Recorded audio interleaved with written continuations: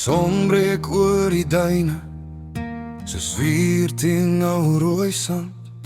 My pa se spore leer, gebrand in hierdie land. 'n Ou bakkie huil deur gruispad, met stof teen elke deur. En die wind praat deur die doringbome, so stemme van tevore. Ons het groot geword met stilte, met oop vlaktes sonder end, waar die naglig soos 'n oseaan lê en die vuur ons name ken. Onder Namibië se sterre sing ons harper as die wind,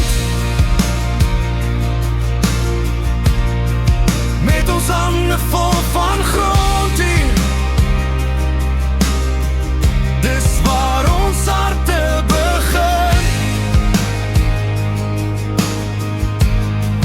van die kus tot by die Kalahari,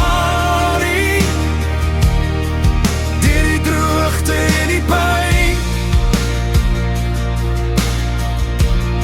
sal die stof van hierdie wêreld vir altyd in ons hart bly.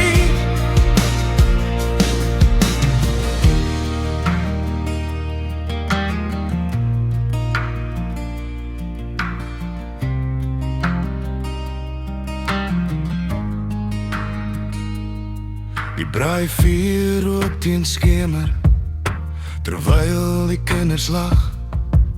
Ou stories loop in sirkels, deur die middel van die nag.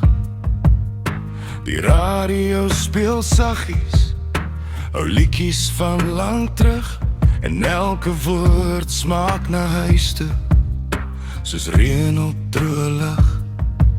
Ons het leer staan in swaar kry, met die son teen elke dag, maar die land het ons gemaak soos suster, met sy stilte en sy krag. Onder Namibië se sterre sing ons harter as die wind, met ons hande vol van grond hier. Dis waar ons harte begin, van die kus tot by die Kalahari, deur die droogte en die pyn, sal die stof van hierdie wêreld vir altyd in ons hart bly.